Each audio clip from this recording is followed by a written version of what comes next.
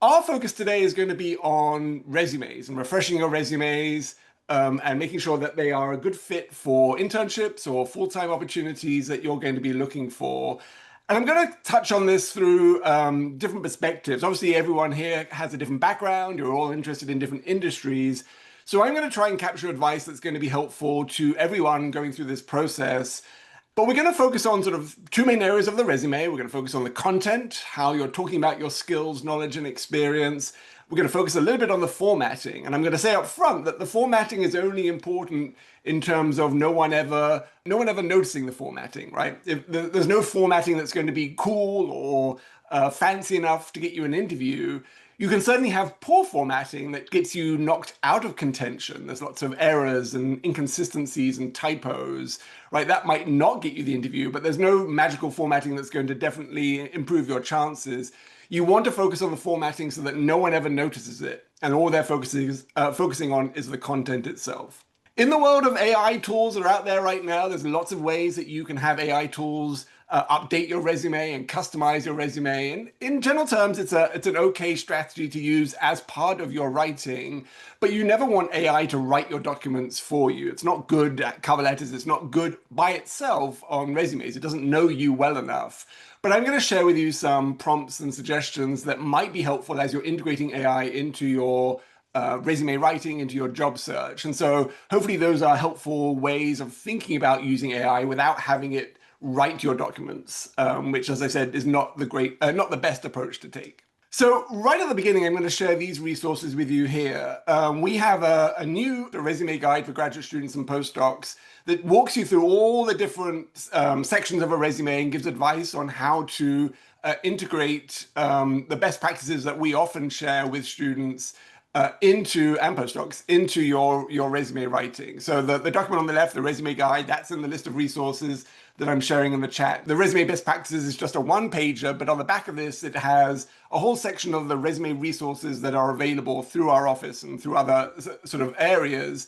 So both of these documents are going to be fundamental to how you can make sure that you're leveraging the resources that we have. Okay, let's start off with effective content for resumes. When you first start working on the resume, obviously you need to write the thing, but the writing is actually not the most amount of time that you want to spend in terms of putting together the resume. The writing is the end of the process. It's the tip of the iceberg, as it were, in terms of making sure that you have enough insight and information into the roles that you're applying to, and also as much insight into your own skills, knowledge, and experience that you can really create a customized, targeted document that's going to speak to the hiring manager or the recruiter that you're going to be working with. So a key part of resume writing, as I said, is not necessarily just focusing on putting the words together. It's doing all the foundational stuff ahead of time. So that means the online research and that means the networking. And so we'll take just a little bit of time right now talking about how this can be helpful to you in terms of making sure that with this additional information that you're going to get from your own research into industries and roles and through your networking, how that's going to make your life easier when it actually comes to writing a resume. Because once you have that information, it's going to be an easier process. On the Career Services website, we one of the top drop downs is going to be communities. We've grouped together common communities, industry communities that students and postdocs are interested in.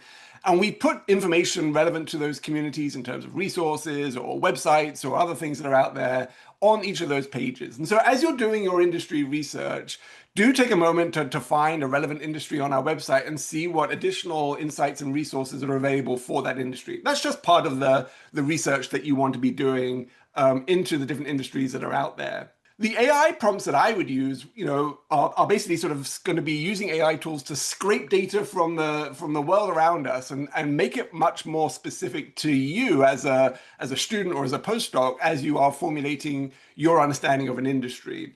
So in this case, asking the AI to do a comprehensive review of what skills, knowledge, and experiences are going to be valued in different industries or different organizations, because it's the skills knowledge and experiences that make up the foundation of your resume, of the content of your resume, right? So when you're doing research into industries, you want to center your attention on those types of areas so that when you know that this industry values this skill, you can go back to your resume and say, have I made that skill come to life? Have I forefronted it? Have I illustrated it in action? Right? That's going to make your resume better. Right, so again, there are many prompts that you can ask, and you can even ask AI to come up with AI prompts for you. So this is, it's not sort of a science necessarily, but just as an idea of doing industry research using AI, this is the type of prompt that I might be leveraging. And again, these AI prompts are all in the resources that I'm sharing in the chat. Using AI to sort of do basically a literature review of jobs that are out there, right? Asking it to scan through current jobs right now and pull out the key skills and responsibilities that are, or key knowledge areas that are sought, so that you have a really good reference sheet of, have I touched on all of these areas? It does actually two things for you, right? When you're reviewing jobs or internships, even if you're not applying, you can get a sense of what the skills that they're looking for are. And if you don't have those skills yet, you can work on building them. If you do have those skills, then you need to ask yourself, are those evident in my document? Given that these are priorities for organizations, have I made them come to life? So as part of this AI prompt, right, I did this for just UX roles, user experience roles. Again, many of you may have other industries of interest, but it took some of the roles that are out there and it began to highlight some of the keywords and the key areas from these different roles, sort of summarizing them and giving me a clearer idea about what I need to focus on.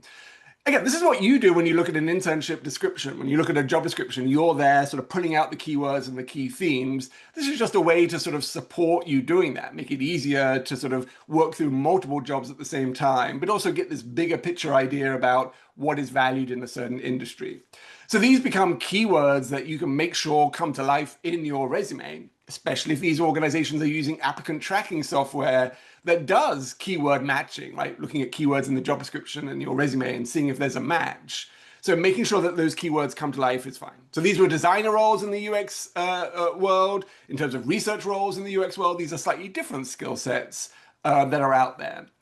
Now, there's a lot of keywords here that may be important to understand, right? If you haven't seen or haven't come across any of these tools, that might be a sort of a mini research project for you to say, what is this tool? What does it do? How is it helpful? Is that something I should know? Is it so valuable, right? So anything that you don't know or haven't heard of, it's a great opportunity for you to learn about it. But even if it's a skill that you sort of understand in general terms, right? So if we look at this list of skills that come from that sort of review of job descriptions, and I pick out one like storytelling, right? I understand what storytelling is, but do I understand what storytelling is in the context of being in a UX role in different types of organizations, right? So that becomes my next question that I can sort of try to get an answer to. And still using AI as our foundation here, I can ask a prompt that says, given that I want to illustrate effective storytelling, what might this look like based on my experience that would be relevant to the roles that I'm applying to? So, given that I haven't been in a UX role, I haven't been employed before, but I am a student, I've done lots of other things, what might be the types of examples that I could leverage, from my own experience that would translate into effective storytelling in a resume? And one of the tricks I think with AI is not to say, write a bullet point or give me a example, is to say, well, give me 10, give me 20 examples.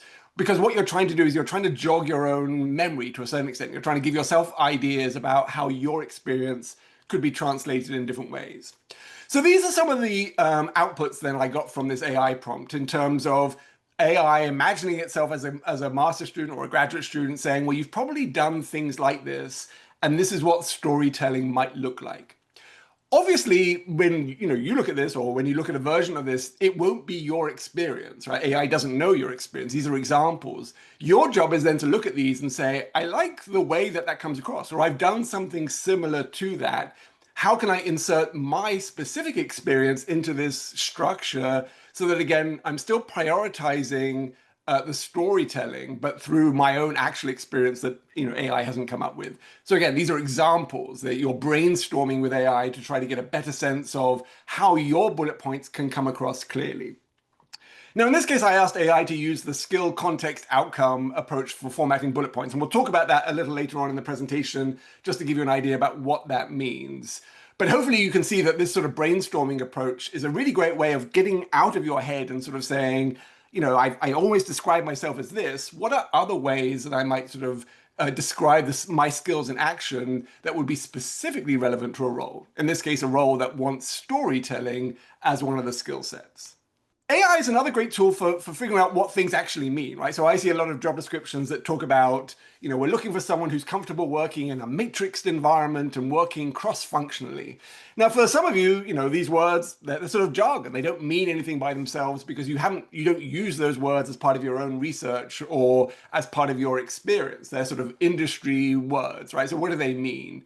So this is a great way of using AI to say, great, cross-functional seems to be an important thing. What does it mean? What are 5 examples of what that would actually look like if I were in this role, in this organization, doing this type of work, right? And so then it allows you to sort of get a better understanding of what cross-functional means, because once you know what it means, then you might be able to point to something that you've done in your experience and identify that and illustrate that in your resume much more effectively. If you don't know what it means, then you can't really demonstrate that you have that skill, right? And just using the word, sure, I collaborated cross-functionally, isn't going to be very convincing to a hiring manager who actually understands what that term means in their industry and doesn't necessarily see that resonate in your bullet point if you're just using the word without sort of illustrating the sort of the background to it. So this was a sort of the general overview that AI gave, and then the examples that it sort of pulled out of real life examples might give you clearer perspectives then of how you can translate some of your experience working with different people in different functional areas to demonstrate that you do indeed have the ability to work cross-functionally in this context. Right, again, I'm just using UX here as an example. You can insert your own perspectives into that. Now, the tool that I was using for this, there's many AI tools out there. I was just using Perplexity because it draws from different models. It's a very, what I would call introvert-friendly way of doing research, right? Because it doesn't actually involve any talking to anyone, and I can do this in the comfort of my own room with my cat next to me and all these things, right? So it's a great sort of background research that you want to do. But it's not as effective, or not always as effective as connecting with the broader network that's out there. And so the networking side of things when you're gathering content is going to be very important as you're trying to think about putting together an effective resume, right? And when you're networking, you can leverage tools like the alumni tool on LinkedIn to find different categories of industries that you might be interested in. In this case, under the what they do as part of this interactive tool, I chose consulting. It's about 7,000 Penn alumni in the world of consulting.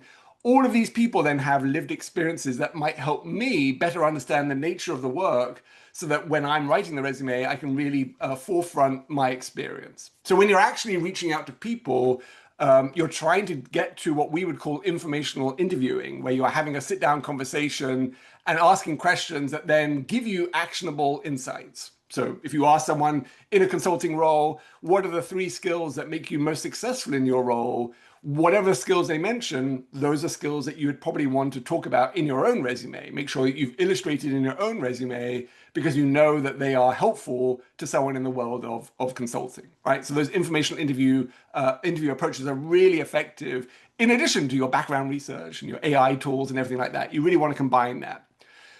There are also advantages to having these sort of in-person conversations or real-time conversations with people because there's more to those conversations than just the knowledge that you're gaining, right? You get a lot of knowledge from AI, but when you're talking to people, you're getting the knowledge in the same way. You're also hearing them use the language that they use to talk about their experiences.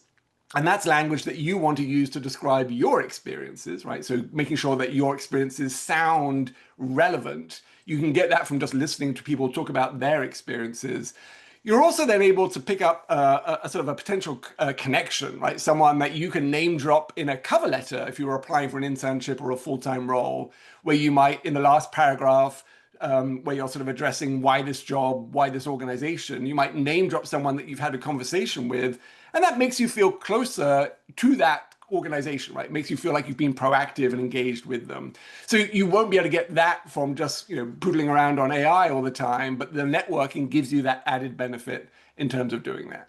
So the job description that you're going to get, or the internship description, that has all the information that you need to create your resume. And people don't necessarily like to hear the idea that you have to create a customized resume for every role. And certainly, I mean, you can get away with some generic ones, but the more that you change in each resume specific to a role, the greater the potential that you have of being seen as someone who adds value to the role. So if you have the capacity to customize every application, in most cases, you're going to do a better job with your resume. And that doesn't mean totally rewriting it. It just means prioritizing information that you might be pulling from each unique job description and making sure that you've addressed that dynamically.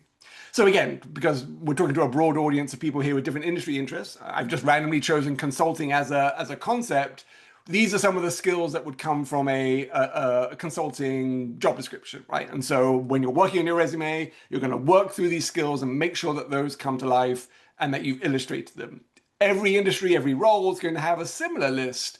And the ability to make sure that your resume matches that is generally speaking what the AI tool, what the hiring manager is going to be looking for, whether you have done that, and what any AI tools that they're using as part of their applicant tracking software are going to do as well. So again, I won't go into a lot of detail on these because they're all in the resources that I've shared in terms of the AI prompts, but this is how I might leverage AI prompts to sort of look at a job description and say, well, what's critical to focus on? What would be ideal? Have I made this connection in my resume to this role? Where are the gaps? How might I iterate through this process? Right. So each of these prompts, there's 4 of them here, talking about how to extract the key areas from a job description, provide you with opportunities to really understand what that job description is.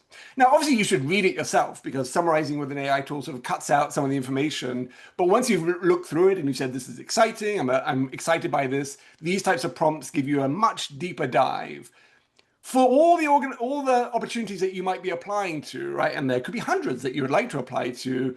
You should always try to have a priority list of roles or organizations that you would like to work for. And then as you're working on your application materials, make sure that you're spending the most time on those applications that you're prioritizing, right? Most time networking, the most time updating, just to increase the likelihood that you're going to be well positioned for those roles. For some roles, for sure, you can change a few things in the resume and get it sent out, right? You don't have to go into this type of depth all the time, but these are opportunities that you have to do that. So when you're writing the bullet points in the resume, these are basically skill stories. In an ideal world, each bullet point is its own story focused on a specific skill. There may be a couple of skills mentioned, but you don't want a bullet point that has multiple skills listed because it will be harder for the reader to really picture those skills in action. Skill context outcome isn't the only way to frame a bullet point. It's just a helpful way of thinking about what you're trying to do, right? You're trying to identify the skill that you've used that's relevant to the role that you're applying to. You're going to put that skill into context so that the reader has a better understanding of what that skill was used to do. And then you're going to focus on an outcome that demonstrates how effective that skill was. So if I look down a resume and I scan down the left-hand side, the first few words after the bullet point should be the skills that me as a hiring manager would be looking for, right? So I'd want to make sure that the skills really come to the left-hand side of the page. They're really connected to the bullet points. So if I'm scanning down, I really see those jump off. Research, managed, oversaw, analyzed, visualized, whatever the skill is. The context is important because it just makes sure that there's enough information that the reader can sort of picture what you're doing, right? You can't just say research, analyze data, right? Because it doesn't mean anything by itself. You might have to talk about the type of data or the complexity of data. You might not have to go into exact detail about the project that you did in terms of collecting the data. That might not be relevant, but what is transferable, the type and the complexity of the data, you might expand on. And then the outcome, it's important to try to connect an outcome because the outcome demonstrates how effective the skill is. So if I am focusing on leadership as a skill and I say, led a team of 4 students to do this thing, that's me saying that I've used leadership experience, but it's not demonstrating that my leadership experience was effective. If I say led a team of 3 students to do this thing that resulted in a first place prize, the first place prize now becomes evidence that my leadership skills were effective.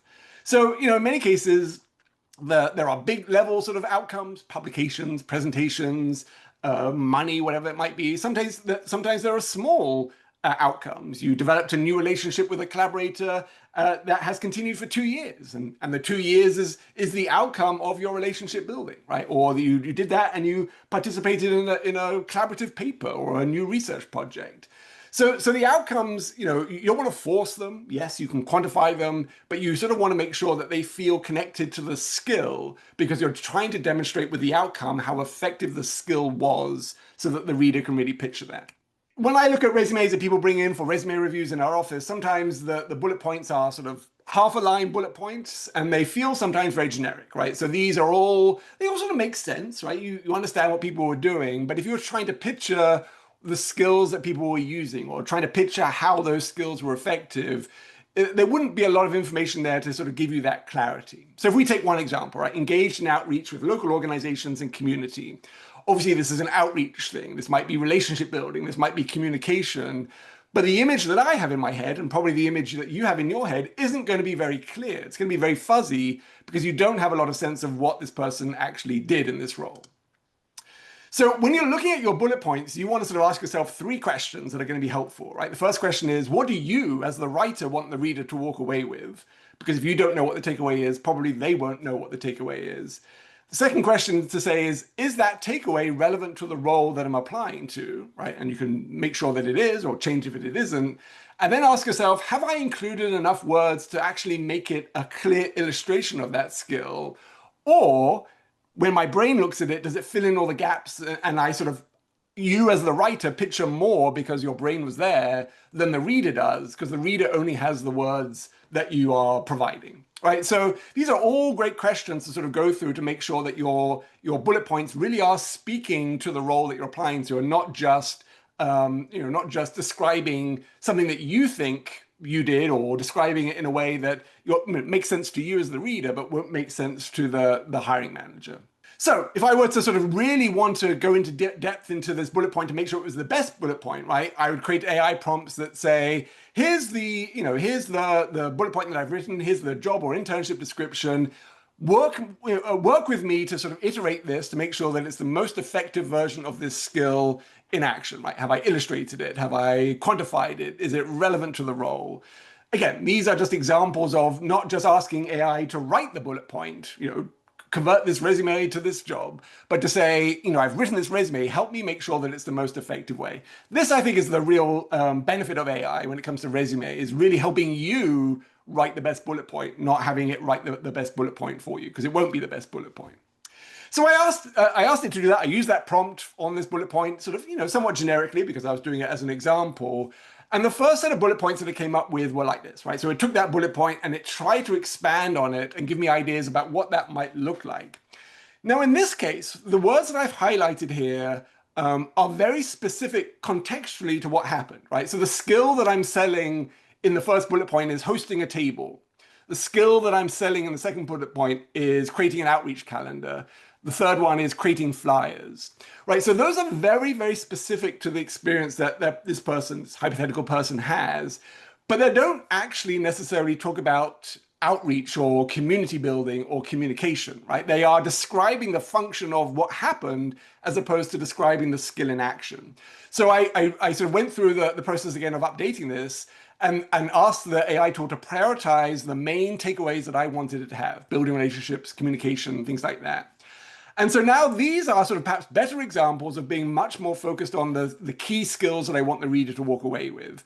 The how I did it, right? The tabling, right? This fourth one, performed weekly community outreach by tabling and phone outreach. That information is still there. That's the context. But the skill that I want the reader to walk away with now is right at the front and much clearer as a key takeaway. Because again, every recruiter, every hiring manager is going to read your resume at speed. They really want to see the skills that they care about more broadly. So it's not the first bullet point you write is going to be the best one. It's not even the second one that you might iterate through. It's going to be a work in progress, right? There's always ways to make it better and more effective as you're going through that. The common example I give, for resumes is this idea of grading exams and holding office hours, especially if you're a PhD student or a postdoc, you might have done this a lot. These aren't transferable skills. And so if you just talk about that, it's not going to resonate with any job that you're necessarily applying to. But in each of these roles, there's much more specific sets of skills that you can highlight that are transferable, whether that's knowledge, communication, organization, right? So you always want to make sure that you're describing things that are relevant to your audience, not just describing things because that's what you did. I graded exams, I held office hours, right? Those don't focus on the transferable skills. Some words to avoid when you're focusing on your resume, things like assisted and participated in, because they're not strong words. They're not really describing skills. They're just describing the fact that you were somewhere. You really want to talk about how you assisted and what it was that you did when you participated. Responsible for, I see a lot. It doesn't mean that you did it. It means that you were meant to have done it, right? Responsible for analyzing data doesn't say that you actually did analyze the data. It said that you were meant to. So you can just get rid of responsible for and say, analyze the data, right? Because that's what you did. So as an example for assisted in, if I take assisted in project research, I can break it open now into something that's much more dynamic in terms of an actual skill that I use. Yes, I did this by assisting a faculty member or whatever it might be, but the primary skill that I want the reader to know is that I can do this review and I can gather information. Participating in conferences is great, but I don't know what you did at the conference if you just talk about that. But you networked, you built relationships, you gained knowledge, right? These are all things that are transferable should you want to highlight those skills. In terms of formatting, as I said right at the beginning, it's not about making it look pretty, right? You really don't want anyone to notice the formatting. You want to avoid being put into the no pile, and the way to avoid that is to make sure that it's error-free, consistent, and as I said, no one notices the formatting, because employers are looking for a reason to say no to people because they might have 200 applicants and they need to get it down to 10, right? So we just want to make sure that no one puts it in the no pile for that reason. Trying to make your resume look more exciting than normal is also a temptation I think that people have, right? 2 columns looks more fancy than 1 column. The challenge with 2 columns is that you can't control how people read through it. I might prioritize the left column here on a 2-column resume and then miss out on the relevant experience section. I might read the summary section first and then read the experience section, but miss out on your education or something on those lines, right? 1 column means that there's only one way to read it, and you can sort of prioritize the information in the resume, making sure that on the first page, no matter how many pages that you have, the most relevant information comes as soon as possible so that the reader can really appreciate the value that you bring, right? You want to get that information across to them as quickly as possible. A summary of information or a summary at the top, a summary of qualifications is an optional section. If you have a 1-page version, you probably don't need it because there may not be room for that because 1 page is already a summary, but it's a great way of highlighting some key themes that you want the reader to walk away with. So the key about the summary, it's not a profile, it's not just describing you, it's the conclusions that you want the reader to walk away with having read your resume, right? And so these would be examples of what those summary statements might look like. They're broad enough to sort of encompass multiple experiences that you might have had, but they're going to be specific to the role that you're applying to. Everything that you stated in the summary would need to be supported by evidence in the main part of the resume, right? A great AI prompt for this would be to, customize your resume for the job, post in the job description, post in your resume that doesn't have a summary, and say, come up with, different versions of a summary section that prioritizes my skill sets to the role so that it serves as a conclusion for the resume, right? You can reword it in any way you like. But again, this is a way to help you brainstorm what might be a specific summary for this customized resume that's specific to the role that you're applying to. The skill section at the end of a resume, whether again the first page or the second page, is a great way of summarizing all the key technical and quantitative skills that you might have. If those skills are mentioned in the job description, then you would certainly want to make sure that they are shown in action in the experience section, but you can capture basically all the skills that you need in that skill section as well, just to remind the reader of all the things that you've talked about. So then the summary section might come first, the skill section might come at the end. They're nice bookends to the whole process, the whole resume that you're writing. In terms of your header, phone, email, city, state, that's all you need. You don't need a mailing address anymore. You can certainly add in your LinkedIn profile if you want people to take a look at that. Obviously, that should add value to your application and not be in conflict with what your resume is saying. So it's worth paying attention to that as well. If you do include your LinkedIn profile, make sure it's customized so you don't have random letters and numbers after your name. That's just something that you can do when you edit your LinkedIn profile. Very easy to do.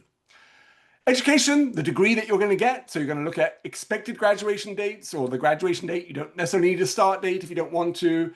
You're going to prioritize the degree and the institution and any relevant courses that you are taking, right? These are good keywords.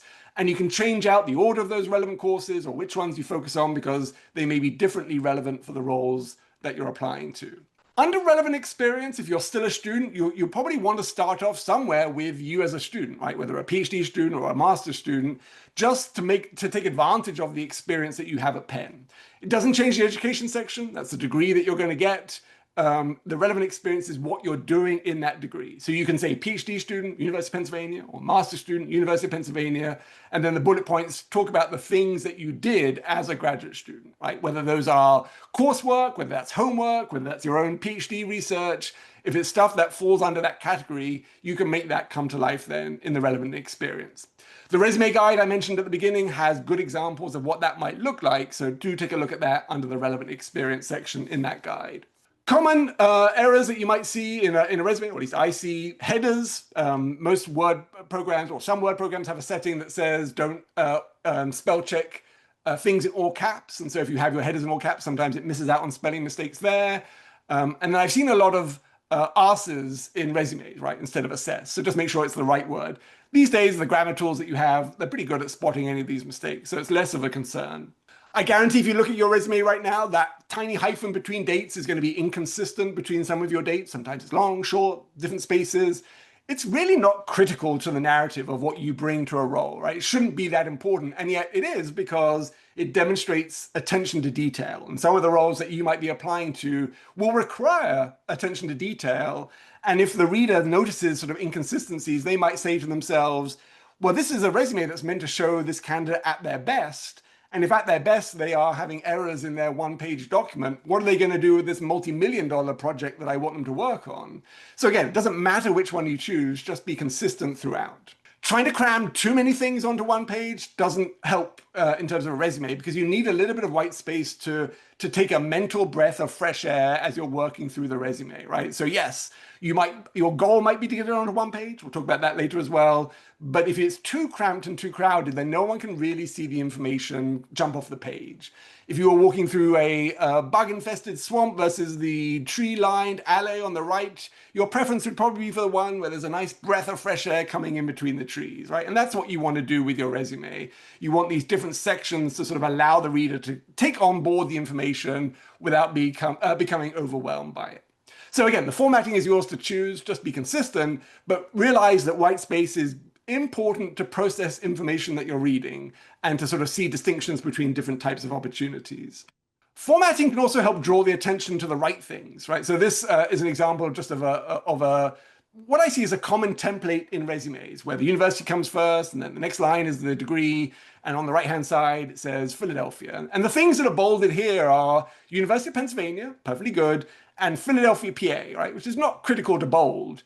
What I would do is I'd prioritize formatting to draw attention to the things that you want the reader to see, right? I want them to know that I have a master's degree and I want them to know that Penn, but the fact that Penn is in Philadelphia and the fact that I'm graduating at a certain date, that's less important information, so I'm not going to bold it, right? So the second example is the same information, but the formatting focuses on the things that are important. It's also in a non-serif, a sans serif font, so it's actually easy to see when the text is smaller. Any font that has sort of the twiddly bits on takes up more visual space when you're looking at it and can feel a little bit cramped and crowded when you're shrinking down the font slightly to get everything fitting onto 1 or 2 pages. So how many pages do you actually need? Some industries like styles of resumes that are 1 page, finance, consulting, maybe science communication, right, where being able to communicate concisely is a skill. If you're going into industry like biotech or biopharma, then 2 to 3 pages is actually norm because you might be listing publications and presentations. You're definitely going to be listing your technical skills. My suggestion obviously is to focus on the content first, then worry about how many pages it fits on. Because if you're deleting content that's relevant to get it onto 1 page, that doesn't necessarily do you any favors. So don't try to work on the content and the formatting at the same time. Focusing on content first allows you to make sure that you have a strong narrative. Then you can decide whether that fits onto things, 1 page or 2 pages. And if you have a question about that, you can always connect with us in our office. Is there a magical template? Is there a Wharton template? You can certainly see examples of templates on our website, right? Under the Learn How to, you see Learn How to Write a Resume, and there are some templates there. But just because it exists doesn't mean it's helpful, right? Again, many of the templates that I've seen have weird formatting and prioritize information that I don't think is necessarily critical. But everyone out there, every hiring manager out there has a different idea about what they're looking for in a resume, what resume they use, right? They may be judging your resume on their terrible resume. So templates are great, but focus more on how you're communicating the information within that document. Should I use color, tables, icons? No. Try to use zero complex formatting or add-ons or icons, right? You don't need a picture of a telephone next to your telephone number. One of the reasons is that when the applicant tracking software is sort of passing through the data in the document, that tables and graphical elements interfere with its ability to do that easily. Even a two-column approach can interfere with the way the applicant tracking software pulls out that information. So trying to keep it plain text, as it were, in terms of not having anything fancy, but formatting in a consistent way is going to be your best bet. Do I need a leadership experience? This is a question I often get. Leadership or community engagement or volunteer, right? So volunteer experience by itself is not the best word because volunteering isn't necessarily a skill set that people are looking for. So I would often have a leadership experience if you have student group engagement or you're doing things in the community outside of your work. I think that's a wonderful section to have. If you're applying for an internship, you probably don't need to talk about that a lot because you're only going to be there for 3 months potentially. If you're applying for a role, a full-time role in a nonprofit where your leadership experience demonstrates your motivation to connect with the community, then I think it does a lot more for you. So it's definitely an optional section that you can play around with. It's not critical in every case, but I think it adds a dimension to who you are, makes you sometimes more memorable. But if you, for example, are the chair of the Penn Squash Club, chances are that experience is not going to help you get a job in whatever industry you're interested in. But it might illustrate your leadership, it might illustrate your communication, your collaboration, your strategic thinking, and it might just make you memorable. Hey, wasn't that the squash club person? So there's different ways of trying to leverage something like leadership experience in your resume. The key takeaway I would have is that the relevant experience section is more important, right? That's the experience that is functionally connected to the role that you're applying to. The skills are more directly applicable to the role. So the leadership then becomes just a little bit of icing on top of the cake. The cake is the important part. That's the substance of your resume. The leadership just adds a little bit of sweetness to the top. What you don't want is this style of resume where, the leadership experience, the things that you do outside of the relevant experiences overwhelming because that sort of sends the wrong message and puts the emphasis on all these other things that are likely less directly transferable. It's going to be messy. It's going to get all over the place. It's not the best way of doing that. So a few resources that I want to mention. I think you've probably seen the link many times, but I'll put it in the chat for you right here. A few resources that will be helpful for you. Obviously, the guide, we talked about that right at the beginning. The Beyond Graduate School platform, specifically developed for master students, has information on how to write a resume, how to write star impact statements on a resume, how to leverage AI when writing a resume. So this is an online platform that you can access for free. We subscribe to it so that you can gain access to that. If you're a PhD student or a postdoc, there's a version of this information specific to you in the PhD career training platform. So that's going to be another great resource that you can leverage there. Imagine PhD is a platform for PhDs in the humanities and social sciences. They have 15 job families that represent the common paths that PhDs in the humanities and social sciences take. They have examples and sample resumes of what that can look like for a PhD applying for those roles.